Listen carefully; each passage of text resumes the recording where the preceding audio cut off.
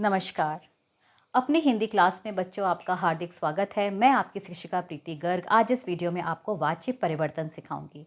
पुराने वीडियोस में हमने देखा कि वाच्य क्या होता है, वाच्य कितने प्रकार के होते हैं और कर्तृवाच्य, कर्मवाच्य और भाववाच्य को हम किस प्रकार आसानी से वाक्यों में पहचानते हैं। कुछ सूत्र मैंने आपको बताए थे कि कर्तृवाच्य को पहचानने का क्या सूत्र है, कर्मवाच्य को और भाववाच्य को पहचानने का क्या सूत्र है, वो सूत्र आपको याद होंगे और आज हम उन्हीं सूत्रों का प्रयोग करके वाच्य परिवर्तन सीखेंगे। जो कर्मवाच्य को पहचानने का सूत्र था, अर्थात कर्ता के साथ के द्वारा विभक्ति चिन्ह का प्रयोग होना, वही हम वाच्य परिवर्तन में भी करेंगे। तो देखते हैं कि किस प्रकार हम कर्तृवाच्य के वाक्य को कर्मवाच्य के वाक्य में बदलते हैं, जो कि बहुत आसान है।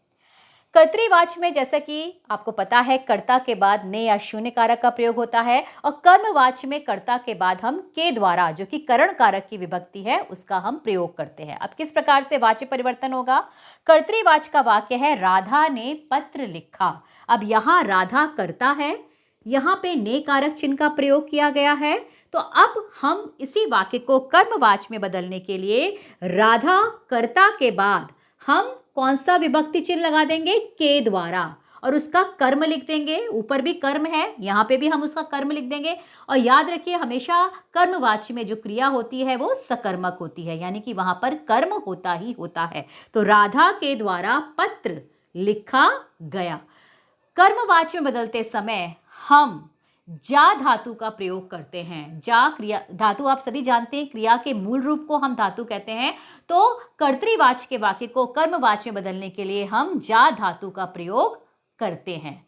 अब दोबारा पढ़िए वाक्य, राधा के द्वारा पत्र लिखा गया। एक चीज का और ध्यान रखिएगा आप, गया ये भी जा धातु से बना हुआ शब्द है कि पूरे वाक्य का जो काल होता है वो कर्मवाच्य में भी पूरे वाक्य का वही काल होगा। राधा ने पत्र लिखा, ये भूतकाल का वाक्य है। राधा के द्वारा पत्र लिखा गया, ये भी वाक्य भूतकाल में ही बनेगा। सिर्फ हम ने कारक चिन्ह को हटाकर कर्ता के बाद हम के द्वारा कारक चिन्ह का प्रयोग करेंगे।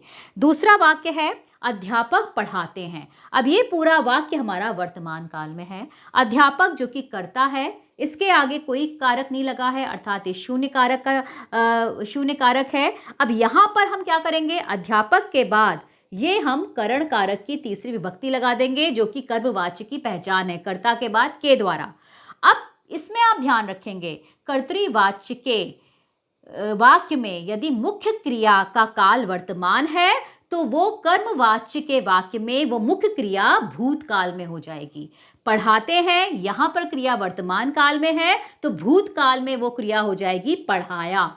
और उसी के अकॉर्डिंग हमारा जा धातु प्रयोग होगा। जा के साथ ता प्रत्यय लग जाएगा और सेंटेंस वर्तमान काल में ही बनेगा। अध्यापक पढ़ाते हैं, अध्यापक के द्वारा पढ़ाया जाता है। अर्थात इसमें ऊपर अध्यापक पढ़ाते हैं, कर्ता की प्रधानता है, नीचे कर्मवाच्य में अध्यापक कर्ता की प्रधानता नहीं है, बल्कि वो जो कर्म कर रहे हैं उनकी प्रधानता है। अध्यापक के द्वारा पढ़ाया जाता है और उसी के अनुसार उसका लिंग वचन होता है। सिर्फ ध्यान क्या रखना है आपको कि यदि वर्तमान काल में मुख्य क्रिया है तो कर्मवाच्य बनाते समय हम उस क्रिया को मुख्य क्रिया को हम भूतकाल में लिख देंगे और जा धातु का प्रयोग तो हर एक वाक्य में होगा ही होगा। और हम कर्मवाच्य के वाक्य में हम के द्वारा कारक चिन्ह का प्रयोग करेंगे। ऐसे एक वाक्य है, पिताजी आज बाजार जाएंगे। पिताजी के द्वारा आज बाजार जाया जाएगा। माँ आज मेरे विद्यालय आएंगी। माँ के द्वारा आज मेरे विद्यालय आया जाएगा।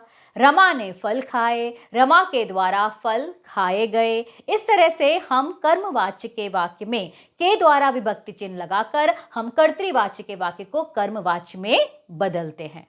तो ये बच्चों एक तरीका था कि किस तरीके से हम बिल्कुल आसान तरीके से हम कर्तृवाच्य के वाक्य को किस प्रकार हम कर्मवाच्य में बदलते हैं। आशा है मेरा वीडियो आपको अच्छा लगा होगा। यदि आपको पसंद आया तो आप इसे लाइक कीजिए, शेयर कीजिए, सब्सक्राइब कीजिए और अगला जो वीडियो मैंने बनाया है कर्तृवाच्य के वाक्य को हम किस प्रकार भाववाच्य में बदलेंगे वो ज़रूर देखिए। Thank you.